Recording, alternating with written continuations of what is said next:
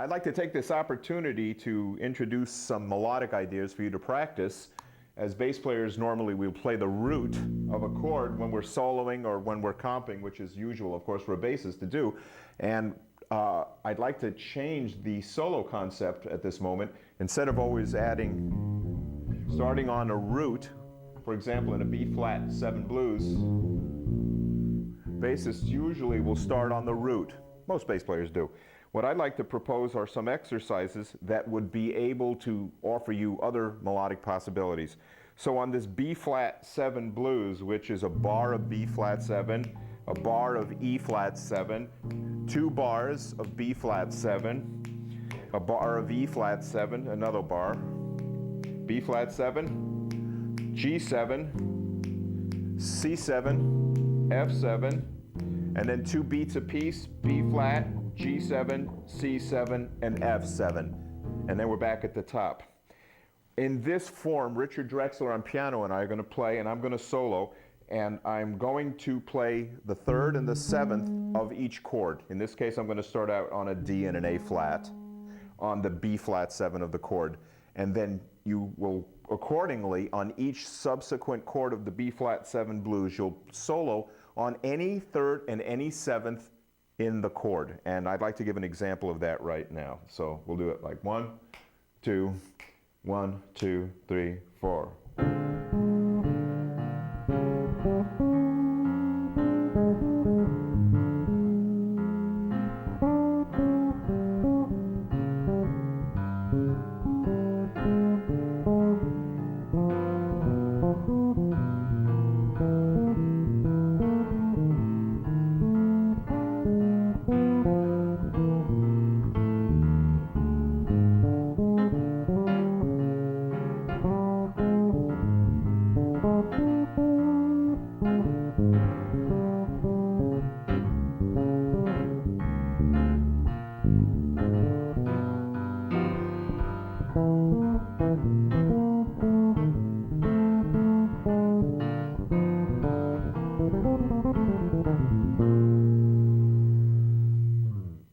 A little something at the end.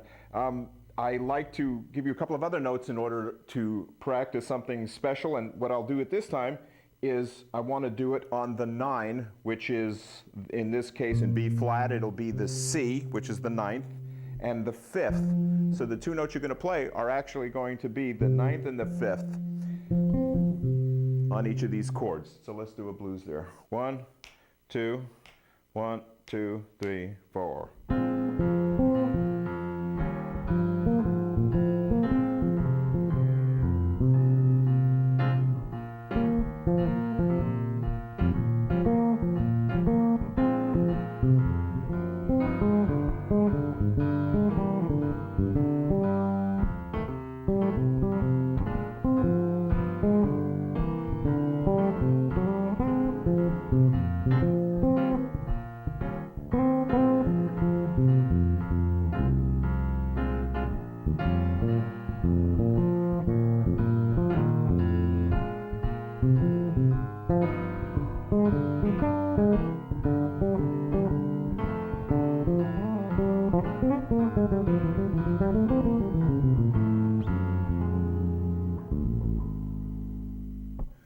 Now I'd like to demonstrate a B-flat blues where I'll be playing the 9s and the 11s. In this case, it'll be starting out with the C on a B-flat 7 chord and playing the E, which is the sharp 11 of the chord.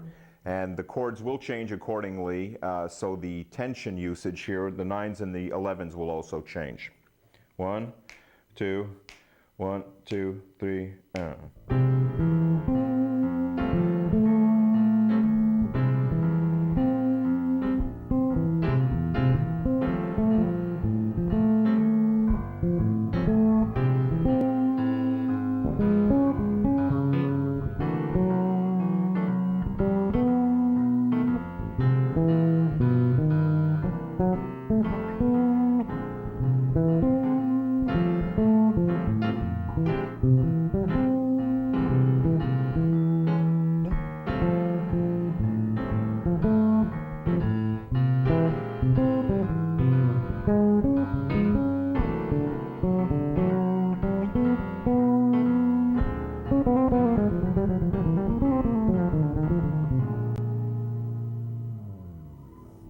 Now I want to do something where I want to play a chord tone solo for everybody, which is now going to be on the blues, and it's going to be based on root, third, fifth, and seventh.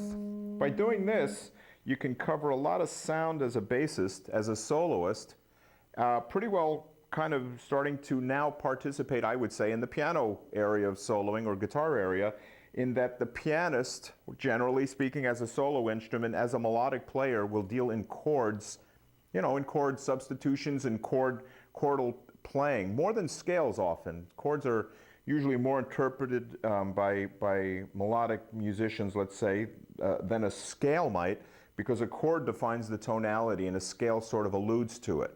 So I'm going to do a chord tone solo, 1, 3, 5, 7, and I want you to hear this and see if you can't notice the way that the bass now fits into a piano or a guitar-oriented area as a solo instrument. 1, 2, 1, 2, 3,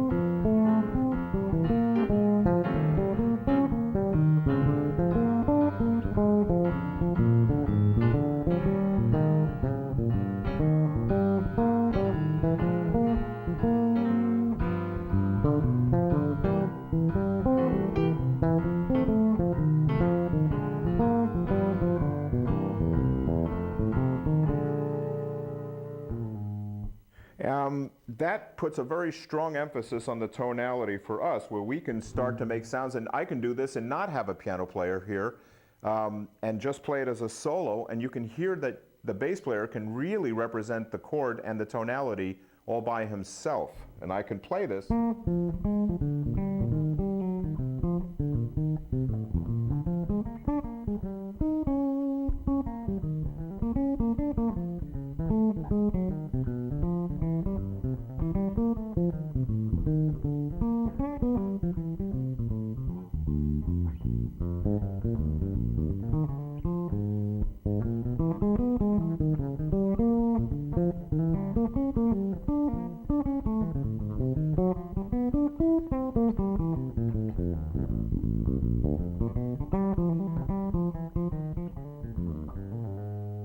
And there's a strength there, and I would even do chord substitutions, which changes the chordal element of my bass playing a little bit, but it makes it strong because of the fact that I'm defining the chord sound so strongly. 1, 3, 5, 7 is a great, let's say, sequence of notes for bass players to work on. Now there's another sequence, and again, we're in a DVD situation here, so there's maybe a couple of billion lessons that I personally know and have at the Players School of Music and under my belt, things that I practice and things that I work on. But for the sake of this, I'm going to give you a few ideas and try to, let's say, anticipate the people and their level and your level of bass playing that might get something beneficial out of this. So I'm going to now demonstrate a triad beginning on the 9, sharp 11, and 13 of the B-flat blues that I described earlier. So Richard will play a straight blues in the way that we were doing it, and I'll only play the 9, 11, and 13 of each chord. Okay, 1, 2, 1, 2, 3,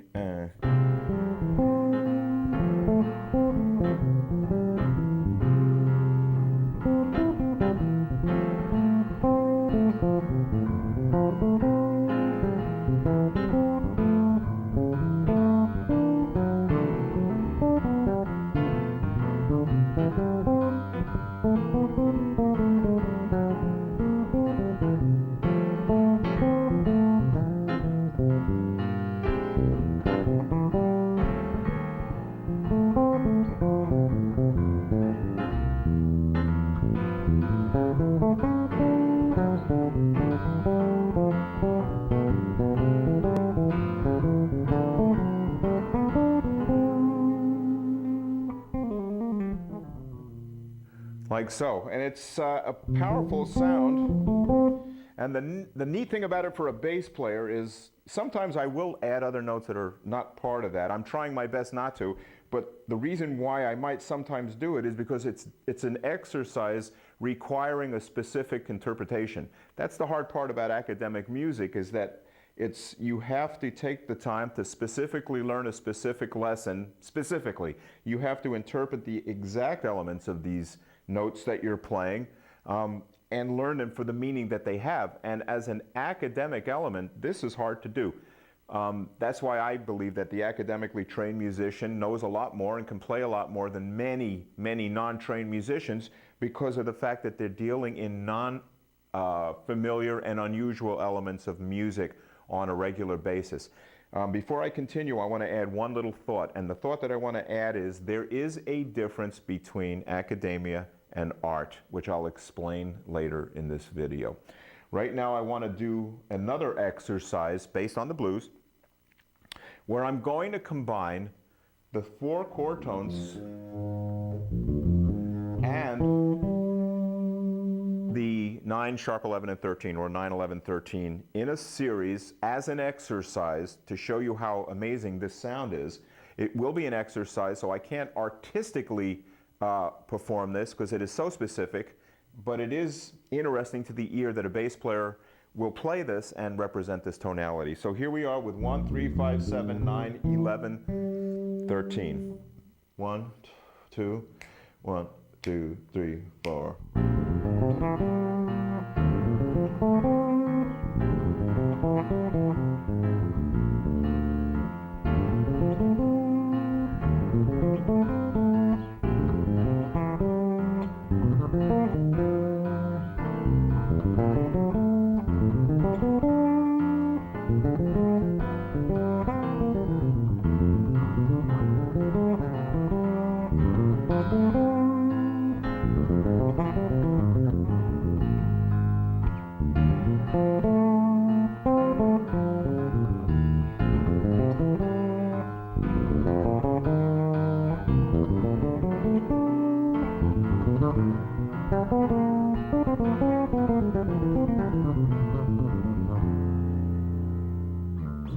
That's a nice sound, and it's hard to do because of the fact that I have to deal with every note, which, musically speaking, is not probably a pleasant thing to do. Again, I emphasize the difference between art, which means that everything is permitted, and academia, which means that little is permitted outside of the lesson you do. There is a neat thing that I'll do now without Richard, and what it is I'll take this exercise and show you a way to make that even further more involved as a bassist. A lot of this stuff might be hard for some of you guys. If it is, the steps of music that you would take before this are important. You want to deal in music lessons, music teachers, music schools, music events, whereby music and notes and elements of that are going to keep you to getting better and rising as a bassist on pretty much a weekly, bi-monthly, monthly level. You get better in little tiny pieces. Musicians do not get better in huge chunks. That's a bit of a myth. You get better in the smallest increments of improvement. That's the steady step of improvement of a musician. So one of the things I want to offer you is when you are playing 1, 3, 5, 7 in this exercise, 9, sharp, 11, and 13, do them in inversions, where now you begin on a third and end up on the root. Starting on the fifth and ending up on the third. Starting on the flat 7, starting on the 9,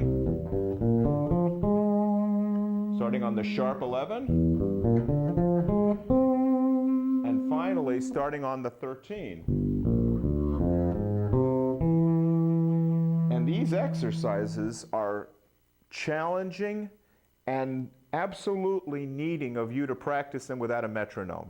You must not use a metronome when you're practicing any of these elements, because time is not the issue.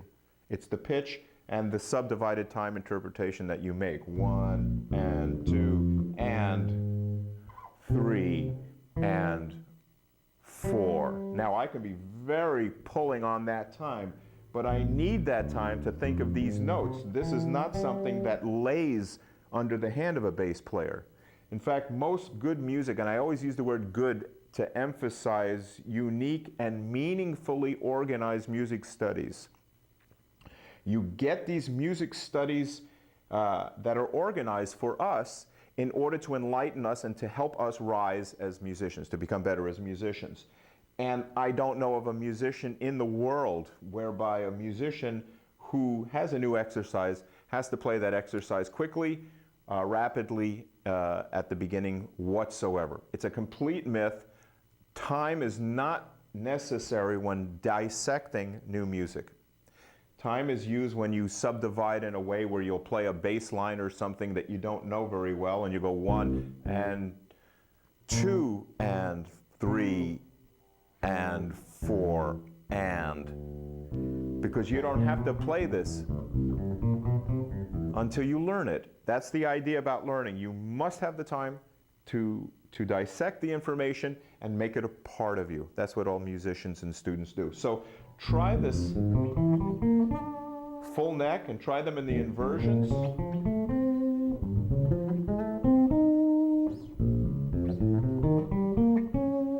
And these things are going to be very enlightening, a bit challenging to some. It's challenging to me because it's not usual bass type playing, and I look for music that is going to give me some new perspective so that maybe I can play in ways that are kind of enlightening for me. Now I'll play a blues with Richard, and I'll try to be in a more relaxed sort of improvising manner in order to give you my interpretation of a blues using some of these elements, I would say, in a more musical manner. 1, 2, 1, 2, 3, and...